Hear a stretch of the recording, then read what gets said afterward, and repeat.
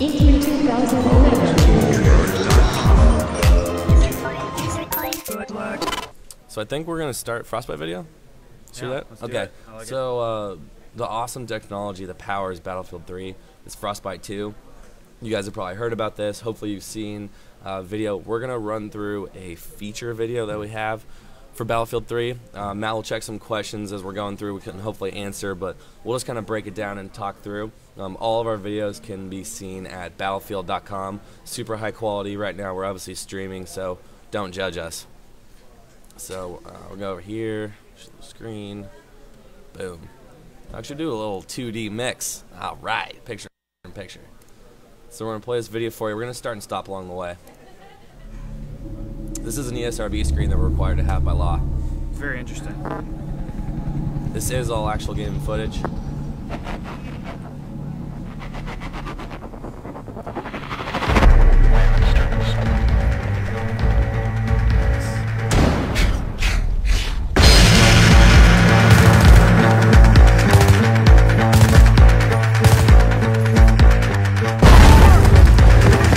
So that was a couple of the quick elements from animation. We'll play the rest out. Most of these you've probably seen before, but going back just a little bit.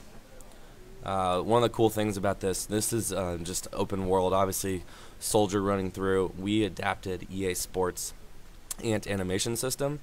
So it's really, really cool. It's a very lifelike, fluid movement. The reason we're showing you this here is to show you the 3 stances and positionings for the soldier to shoot in. You can actually see, I'll rewind it a little bit more, the way that the rounds, when he fires them off, the way that his body receives the rounds. If anyone's actually shot real weapons, this is very realistic, and those weapons fire off pretty damn quick. So you take them in the shoulder, and you got to be positioned properly. You can see he's leaning forward. He's in a forward stance here, firing the rounds. Again, another realistic, kind of authentic style. So you see it again here. So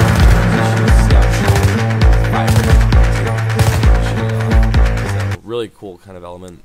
Something that you notice too, the first thing I ever noticed was a guy running and turning, and you could see him lean his body weight and shift rather than actually just running like a soldier straight up or like a toy soldier and then just turning horizontally. So really cool thing. You notice a lot, especially in multiplayer, as you're killing people, the way that they die, like they'll fall on elements or they kind of crumple down in a very lifelike way. And if you guys have questions too, make sure you're submitting them through the chat. We can stop. We'll answer questions.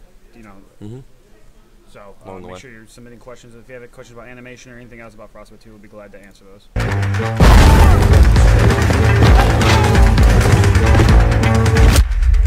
Let's go. Let's go.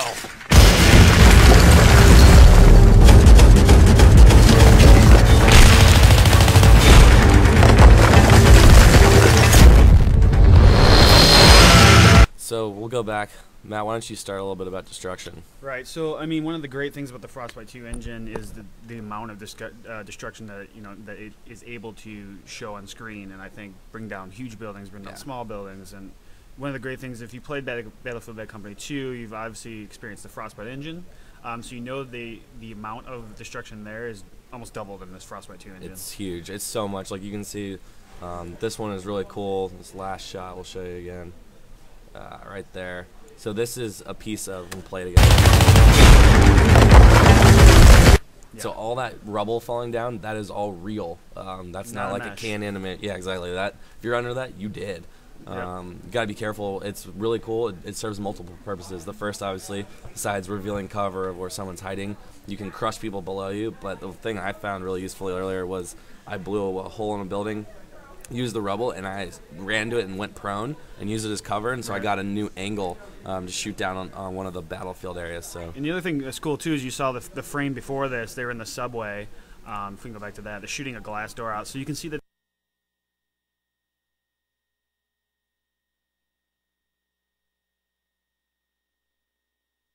The destruction is not just limited to the outside environments, it's also those indoor close counter environments as well.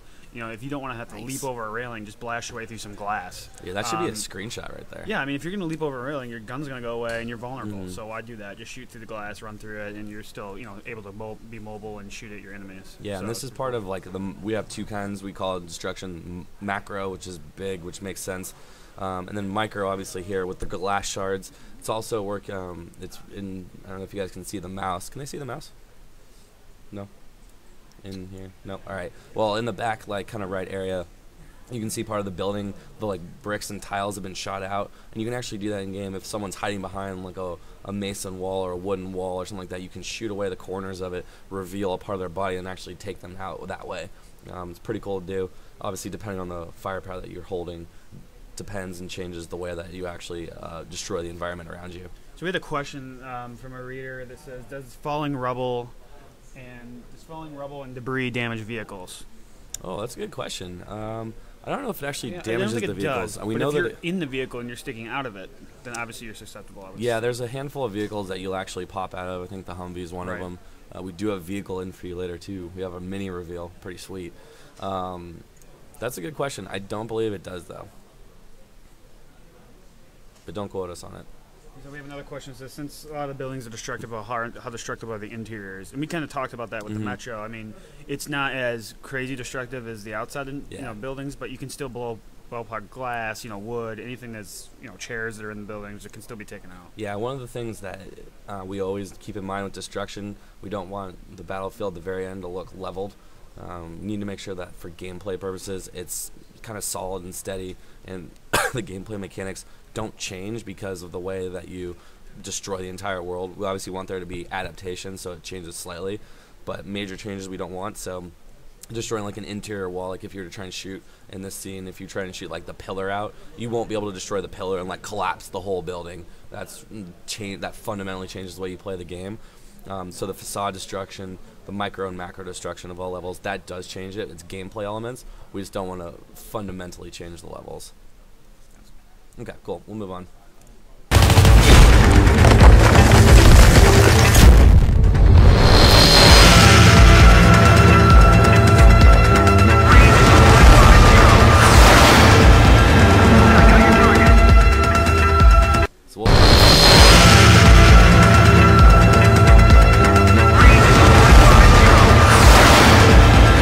So this is code-named Oil Fields. I don't know if you guys would ever figure that out on your own.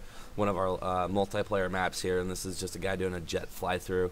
You can just see how massive, like the grandeur scale that we have here. And one of the great things, and this is again the Frostbite video we're talking about here for people that are joining in late. The Frostbite powers, it's super powerful, and one of the things it allows us to do, and the things that Battlefield's always been good at, is opening up large-scale environments, obviously for the battlefield and fight a war and battle on. This one is particularly cool for me, and because it shows off some of our elements from the next one, which is rendering. But you can see the plumes of smoke that are coming up from the fires they've lit. Basically, this is one that takes place in our Tehran-style area of the world, and they've lit all the oil fields on fire as they've been backing out. The Russian forces have been backing out. And so you play through all this. You'll see these in the background. Obviously, it will change if you're close by, the lighting around you. And also, from an aerial standpoint, if you're in the jets like you are here, if you're flying through the smoke, you can use it to lose, someone that may have on your tail or come down and swoop down on people below you. So we have one of the questions, says, how big are the maps? And I think that's kind of it's a funny question because these maps are huge. I mean, some of them are, but we also have maps that are sizable as well. If you're more of an infantry player, sort of like Paris, the map that we're showing here at E3, where you start outside and you go down into the subway, the metro, which you kind of saw the glass door, which we were talking about earlier. So I think the maps really do vary in size. Yeah, and we've designed every map to be playable in every mode. So the map that you're seeing here, for example, this would be like a Conquest, 64 players if you're on PC, 24 if you're on console, just the biggest modes we have. And you'll play through, you play around these. This whole world here that you can see, that's all like real and in-game, rendered real-time. We're not going to let you go to that whole huge area. A lot of that will be for ambience and atmosphere around you.